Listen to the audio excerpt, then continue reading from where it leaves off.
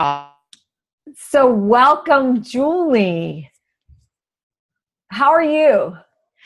I am great. I'm really excited to be here, and I love what you're up to and what you're doing in the world. And I've been looking forward to this conversation for a while, actually. So I'm good. Really good. Yeah, it Yeah. seems like we share a little in common with Just a meditation. little. Yeah. So tell me a little bit about your journey into all the work you're doing. What are you doing? Just give our audience a nice big sense of who you are, Julie. Oh gosh. All right. How much time? Give me a limit here because I could like tell you my whole life story. Well, I'll share just a minute or a little tiny bit of my backstory because I think it's important to kind of give context to who I am and what I do today.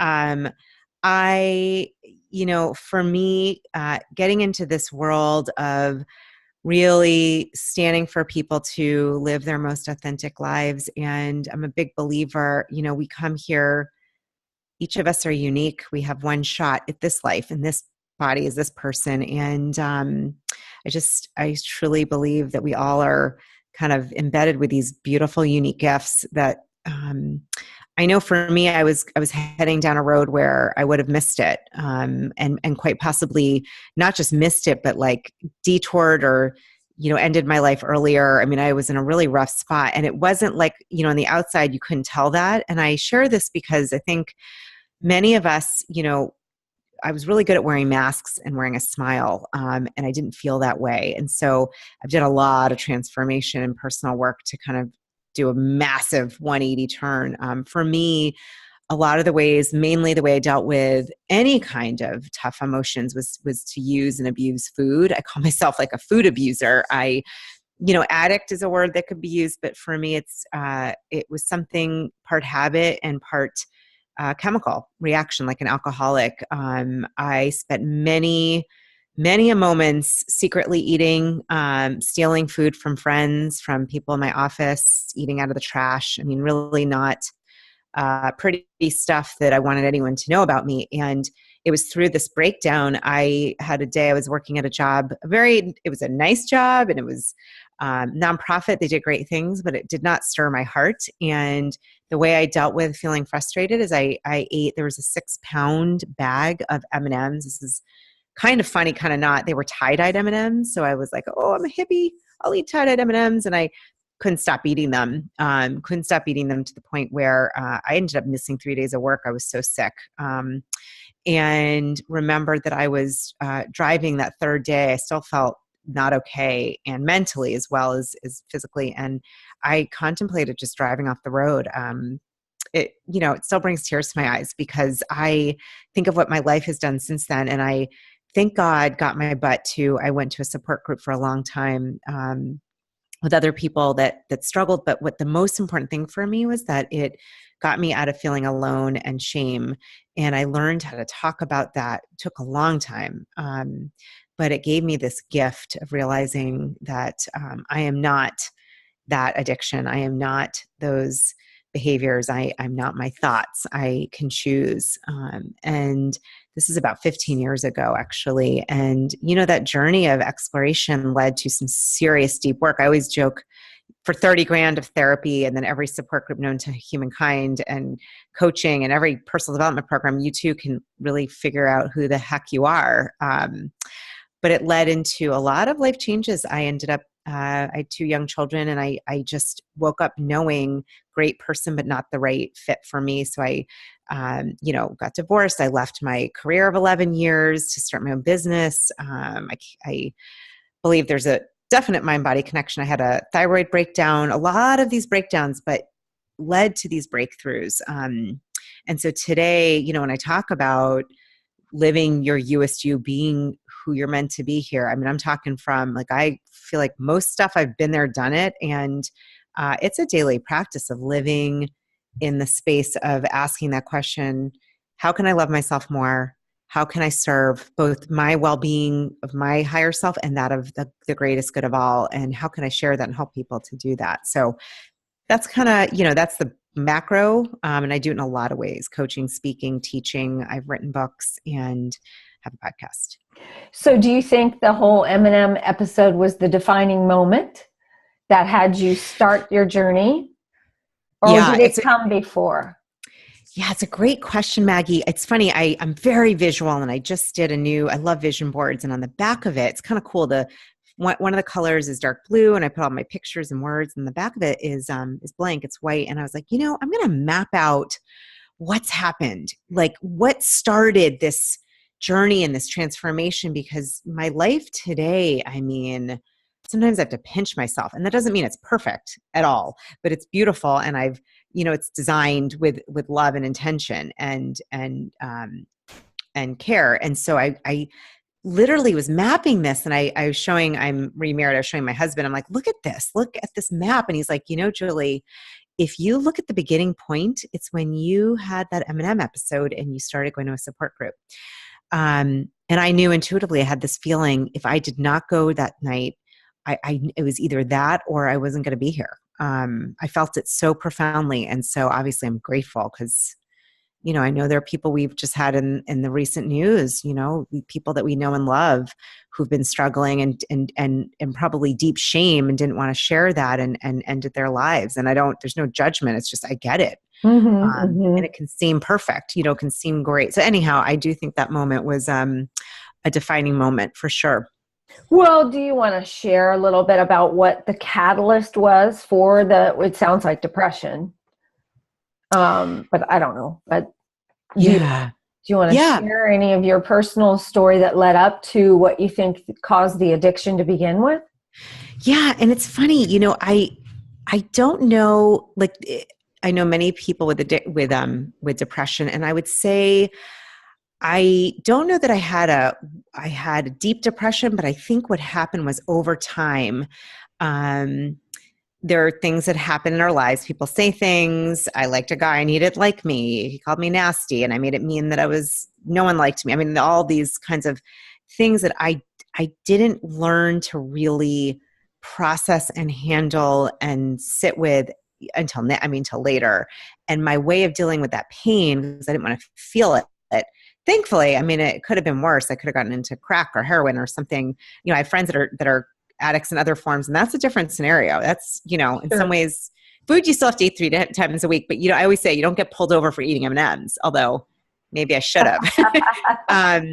Yeah, actually, I did a recent TEDx talk, and I opened with this, this thing about eating out of the trash, and no one would know that. And I danced growing up. I was taller and sort of bigger than most of the girls. I just, now to 5'7", I'm not that tall, but then I was, and I took ballet and jazz, and I loved it. I didn't think about any of that until later when I got older. I had a teacher that's pulled me aside, and she's like, "You're not built like a dancer. You're too big. You're too fat. You're not." And it was crushing. It was really heartbreaking. And I stopped dancing for 20 years. I mean, it was like, I just was embarrassed. I was like, oh God. And there's stories, like many of us go through stories and things that happen. People say things that are not in their best self, and they say things, I remember there was a guy that I liked, and I had asked a friend to figure it out if he liked me. And he's like, he's like, oh, he thinks you're totally nasty, Julie, which, that, like, I mean, even to hear it's upsetting, and it hurt. And I think, I believed a lot of these stories. I, just made meaning of things that happened. And my way of dealing with them, I got really good. It's funny, later in life, I got somewhat back into acting. I grew up with a mom who was an opera singer and a performer and music teacher. So I did a lot on stage, and it was really comfortable and fun. And I joke that I used to, that I would wear this mask and you'd think everything was great. And I was so not okay. And it wasn't until later when I said, if I'm going to act, I'm going to get paid to do it, or I'm going to do it for fun, but not in my life. And so, I would just try to be positive, but I think my way of handling those disappointments or upset was to eat over them. That was my way. And don't you think it's pretty common for a lot of us out there? And that's why I love your story, is because it's vulnerable. You're being so vulnerable with the audience that it's easier for us to identify with your struggle. Yeah. And I think that a lot of people go through a struggle similar to yours with a mask. I think it's interesting that you said that there was a moment that you said, if I'm going to act, I'm going to get paid for it. I mean, that's Yeah. almost like the first awakening for you, really, to notice that you were acting, and to Yes. actually say that to yourself, like, Yeah. this is all a facade. And I think a lot of us go through that. I mean, for me, I think one of the biggest misperceptions of reality is that we all seem to think that whatever's going to make us happy is somewhere out here. Yes. We fail to realize that nothing out there is going to make you happy, whether it's M&Ms or alcohol or math or that beautiful car or that diamond ring or that extra MBA. Yes. Whatever that is. And so I think your struggle, while very personal, is also universal. Absolutely. Look, I think the thing with, like you just said, and that was so beautifully said. It could be gossip or social media or TV. I mean, addiction, when we're trying to get outside of ourselves, can show up in many forms. Yeah, I'm laughing because those who were with me, I did a master's degree in health and wellness coaching. It was an amazing, amazing experience. I didn't even know they had such a thing. And I remember when I realized I want to go into coaching, and I found this program, which was in my backyard, at Maryland University of Integrative Health, which they're about to start the first naturopathic medical school in the East Coast area. Through there. Anyhow, I was in a mind body science class, and we had to meditate. And I remember saying to my teacher, I'm like, so here's the thing. I can't sit still. I can't do it. My brain, like, it just doesn't work for me. I'm just giving you a heads up. Like, I think for some people it does, but it doesn't for me. This was probably 7 years ago. She's like, okay, sweetheart. So here's the thing, because you can't sit still and you can't do it, is more the reason to sit still and to try it. And so I actually had to do it for 30 days. I had to write about it. I had to do a dissertation on it. I was like the one in there. I'm like, this is going to be horrendous. I don't know how I'm going to do this. And it was one of the biggest gifts for me in my life. And, as someone who used to be kind of part of a 12-step world, there's a whole piece on meditation. And I just sort of bypassed that part. I'm like, well, just say nice, lovely affirmations. That's meditating, until I finally got it. I'm like, oh, no. And this practice of, as you were saying, going within, finding that love, happiness, finding what I was looking for within it. I know so much of that started with getting my butt down, breathing. It doesn't matter if your brain is all over the place. It really doesn't matter. It's the practice of doing it and doing it daily. That has changed me. And something that, I feel like if I don't do it, it's like not brushing my teeth. And it's allowed me to be able to be with the feelings I used to want to eat over. And I still sometimes want to eat over them, Maggie. That happens. I mean, a couple of weeks ago, I had a relapse and I shared about it. And my contract with myself is to always be brutally honest, to share with people vulnerably and authentically, and let go of perfection and invite compassion, because without that, I'm going to be in the dark with this. And I am not okay living, with the drapes drawn by myself. Like, that doesn't work. So Yeah, exactly. I teach meditation, and I'm a spiritual coach, and I always incorporate, I teach mantra-based meditation. So yep. I always incorporate meditation into every coaching session. And it's so funny that you say what every one of my students always says: I can't do this. I can't quiet my mind. I'm like, it's not about you not having any thoughts, because if you didn't have thoughts, you wouldn't be able to drive down the street. Right. So we're not trying to get you to stop thinking. We're just trying to get you to simmer down, just slow it down a notch so that you can start to become more aware. And, like you said, in something that you wrote to me, you said, meditation saved my ass. And, I agree. Yeah. Right. Yeah. I It agree. really, yeah. It's funny. And I'll tell you, it's interesting. I've just started recently in the last 2 years, done more with mantra meditation. But, for me, a lot of it, there's still some days I just Some days I want guided. Some days I like to pick a word that's not I've given myself permission as long as my ass is down and I got at least, I mean, sometimes it's a minute, but I do try to do 10 to 15 minutes every morning, and now trying to do in the afternoon or 2 times a day if I can. That's my next goal. And I know I'm like, oh, I need it. I'm ready for 2. Like the one is not cutting it anymore. Really is not. And I want people to know I started with 30 seconds. That seemed like an eternity. And I, like you, and I coach people around this. I'm like, look, if you got to start with 30 seconds or a minute, I don't care. Just start wherever you start. But I will say that I think, just knowing that it's not necessarily the meditation piece that saved my ass. It's the moments later and in between. And I'll give you an example. I have 2 young kids, 10 and 11. And one of my daughter, we were going to school rushing, which I need to work on that for next year, but that's okay. She broke a bowl and it wasn't the biggest deal, but we were late. It was frustrating. And I just remember thinking, like, I didn't react. I just sort of looked at it and I looked at her and I was like, oh, okay, we'll just pick it up. I'll help you. The past, I would have freaked out and yelled. I mean, honestly, I would have yelled and lost my Right. So that to me, that is no question related to meditation. I don't know any other way I wouldn't have handled it that way before.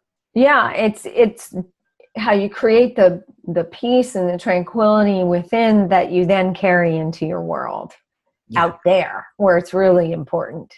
Yes. In all of the interactions that we have, even with the grocery store people and the car wash person and the doctor and whoever it is you come into contact with. That's why I always say that my main mission in life is to create world peace one meditator at a time. I love it. Yeah, that's just, So tell me a little bit about some of the obstacles or internal fears that you've had to overcome in this journey that you've had. Or that you're on. Yeah. I think so to kind of make it current, because I've had obstacles. There's a lot of obstacles I could talk about. I think if it's okay, I think what's interesting, what I've noticed, I left 11 years after the nonprofit. I went to work for a Fortune 500 company. I was with one of the most successful franchises in the country. I was director of recruiting, leadership training. I mean, I had a really nice 9-to-5 job, great people. I met my husband through there, great place. And something did not feel fulfilling at the level that I had wanted it to. And so I know that tug when I get that, there's got to be more. And I'm not one of those people that, unfortunately, at this point in my life, I cannot push it down anymore. It's not physically possible because I don't know, maybe all the work I've done, it comes up and I have to look at it. And so, I would say I was getting divorced at the time. I was getting my master's degree. I'd been diagnosed with Hashimoto's, which is underactive thyroid. For some silly reason, I thought it was a good idea to get about 4 certifications as well. I became a personal trainer. I did a Myers-Briggs training. I did it was crazy, Maggie. I mean, nuts. Someone should have pulled me aside. Actually, I had a friend that pulled me aside, but I'm stubborn and I did not listen. And it was a breakdown period. I mean, and I knew I wanted to leave and start my own business. And I would say, what I'm thankful for is I did not leave right away. I gave myself time to build this practice on the side and to slowly move into it. And look, I think an obstacle was, giving notice with a hope and a dream and a couple clients. I had a couple personal training clients, a couple coaching clients. And I was very lucky. Someone had found me who does leadership and mindset trainings for companies, and they'd found me. But again, I'd started with really almost nothing. And I'll show you my mug, which is perfect. It kind of sums it up. It says, "Don't quit your daydream."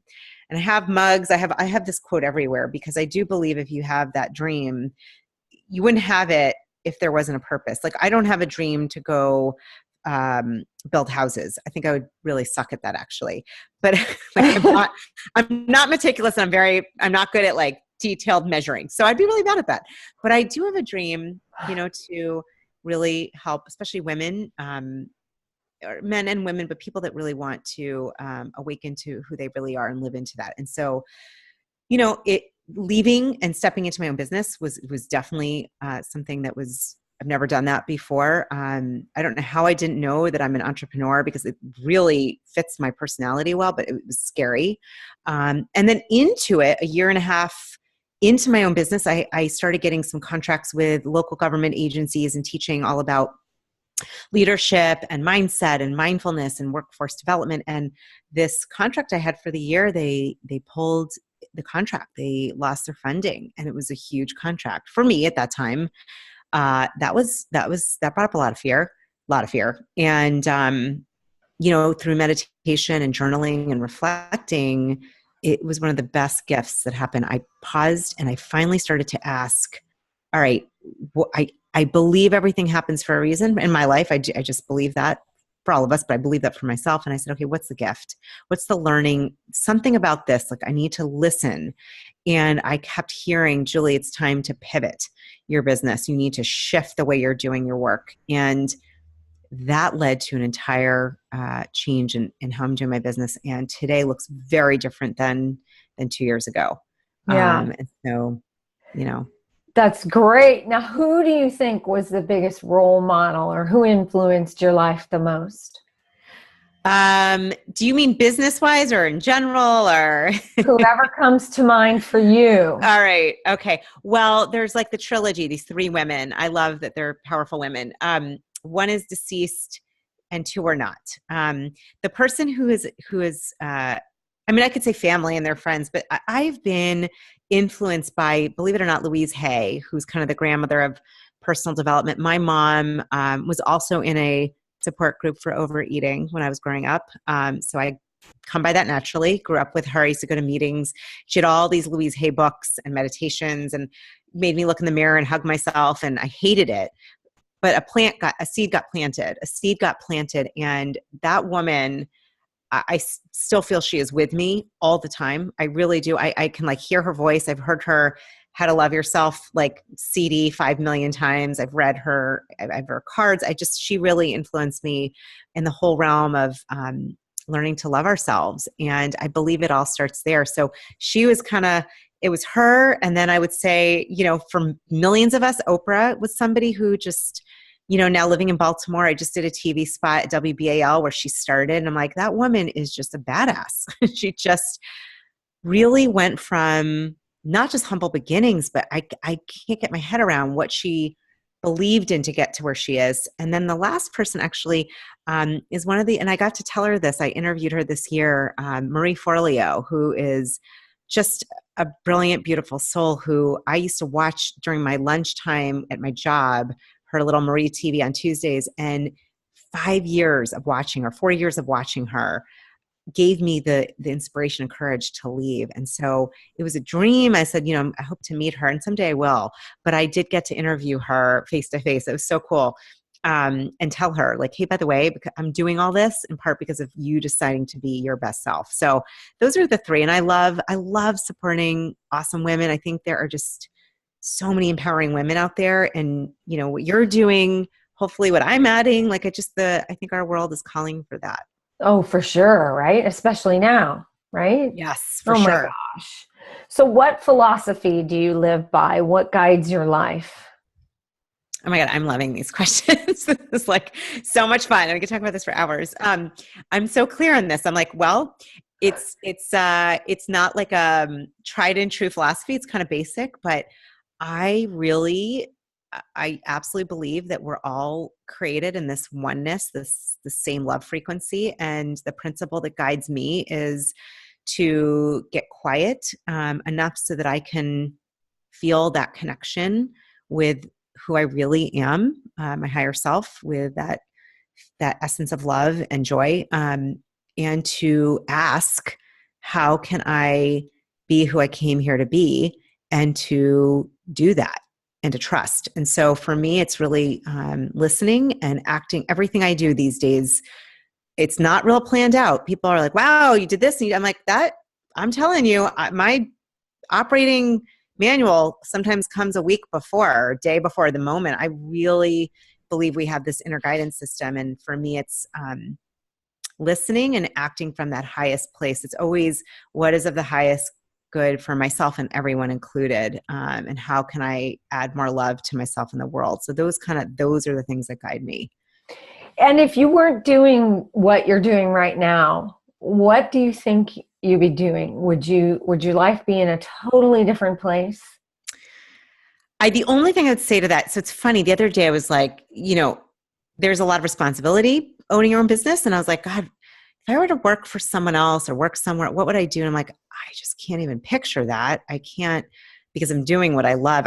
I'd say I'm in the East Coast area near DC. My kids are here, their father's here, and it's beautiful. I'm in Maryland. It's actually beautiful. I am more probably at the heart of West Coast lady gal. So I might be on the West Coast, maybe near you, or I've always loved Santa Fe area or Colorado. I love out West somewhere. So someday I'm sure I'll be up there.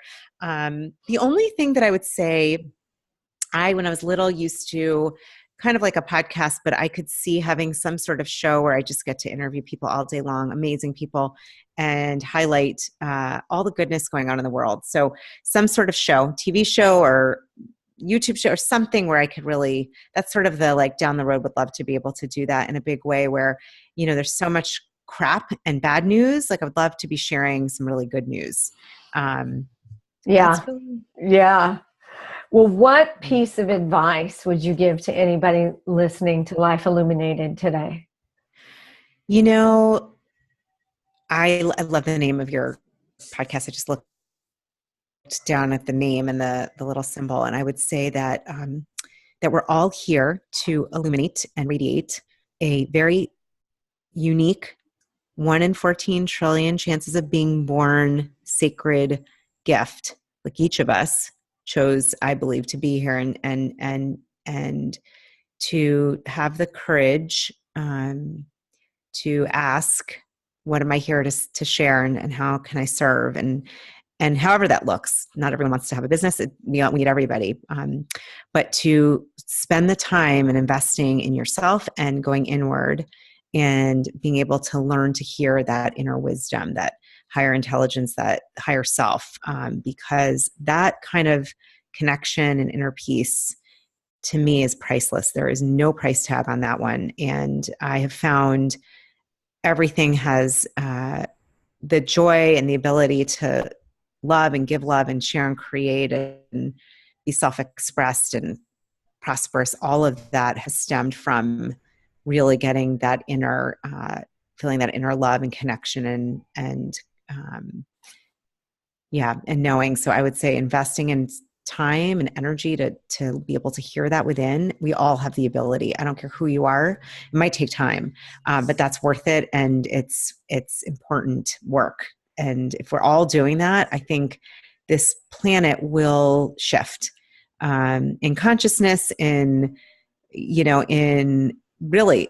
how we view each other. I think there's a massive shift waiting to happen, and that can happen, that will happen. And it's on everyone's part to step into getting quieter, going in and really listening to who you are and what you're here to do, because that will change how we all interact. And I hope to be part of that. I expect to be part of that. I've signed on to be part of that shift. So you're already part of that shift. I'm already part of it. Yeah, it's already happening. Yeah. And it's going to continue happening on a grander scheme. Yeah, absolutely. I mean, I see it all the time. I'm feeling it. Yeah. I mean, it's fun to wake up excited about the day, Yes. and living life instead of having life live you, isn't it? I love that. Just to add, Maggie, to that, for those, there's always going to be people. There's people usually my whole life that have said, when I was pregnant, they were like, "Oh, it's horrible, it's this," and I would just say, "Julie, don't take that in." So the thing to say is, there's still people that don't know different or don't know that this can shift. And so for me, it's staying in my own lane, and it's making sure to keep that, managing kind of my own space really with pristine care, so that I can stay in that place of not just optimism, but understanding and belief for all of us. And I think as we all learn to do that, that's the game changer. It is, for sure. For sure. Now, how can people learn more about you or get a hold of you? So the easiest way is, everything is with my name, which is pretty easy. And it's Julie Reisler. It's like the store, Reisler. So it's JulieReisler.com is my website. And I do coaching and group coaching. I have a book and an online course all about kind of hungry for more, really filling yourself up, but not with food, or learn how to find fulfillment without going to food for that. What's the name of your book? So my book is Get a PhD in You. Oh, I love it. Get a PhD in You is my book. That's on Amazon. It's on my website. My online course, I took a chapter out of the book, and it's called Hungry for More, Finding Fulfillment from Within. And it's a pretty extensive, in-depth course that really has you look at what I call the 6 H's of hunger, what we're really hungry for.